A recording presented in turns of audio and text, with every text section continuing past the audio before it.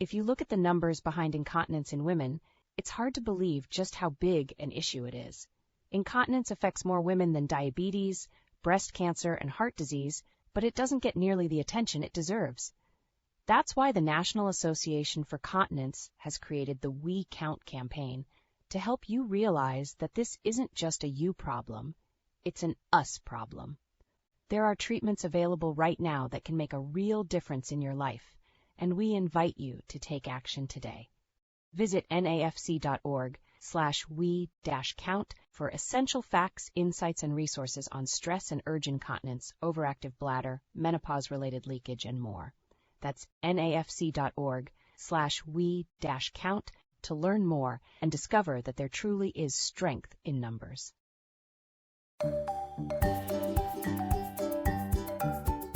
Welcome to Life Without Leaks, a podcast by the National Association for Continence.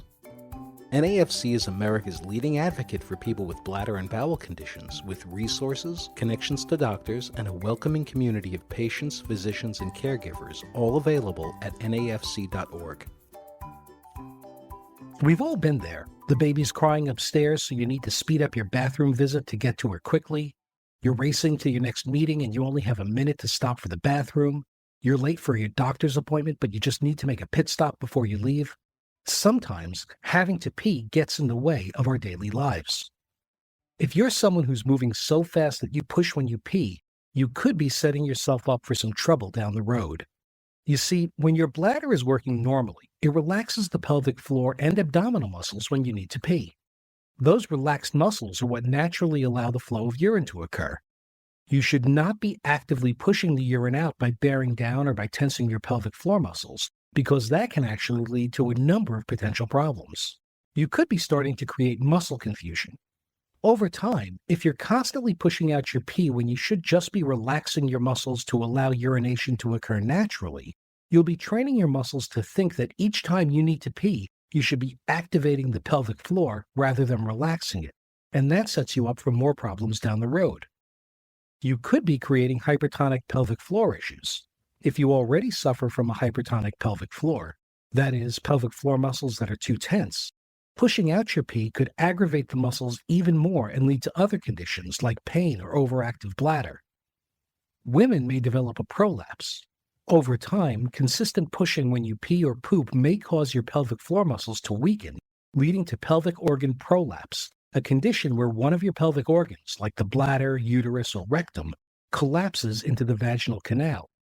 Or you could develop or worsen hemorrhoids. Hemorrhoids are swollen veins inside and outside the anus and rectum that can become painful and cause bleeding. There are lots of causes for hemorrhoids, but straining while on the toilet can contribute to them. Sometimes the need to push isn't simply because you're in a rush. If you feel like you have to push even when you're not pressed for time, there could be something else going on that you need to have treated. In men, for example, BPH, or benign prostatic hyperplasia, can sometimes cause swelling to occur in the prostate, leading to a weak flow or even trouble getting urination started at all. And when that happens, it's not surprising that men naturally try and push the urine out. For women, pelvic organ prolapse can result in pelvic organs protruding into or even through the vaginal canal, making it difficult to start urination and causing them to push to get it going. So what should you do if you feel like you absolutely have to push when you urinate? The first thing is see a doctor. They'll help you identify what may be causing your issue, and they can help you find a treatment path that makes sense for your particular condition and symptoms. Of course, we'd all rather not have this issue in the first place.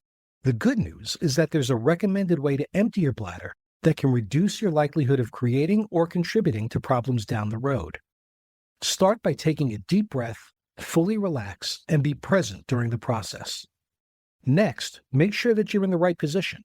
Sit up properly on the toilet, no hovering, with your knees above your hips and your palms on your knees. This helps to relax the pelvic floor, making the whole process easier. A stool is a good way to help get you in proper position. Finally, practice double voiding. That is, pee twice. By doing so, you'll ensure that you've fully emptied your bladder. Simply wait on the toilet an extra minute after you've already urinated, and then relax and try again.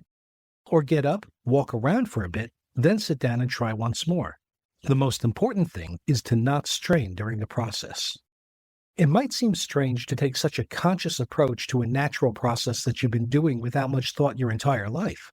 But sometimes, re-examining those things we do without thinking can have a profound effect on your well-being.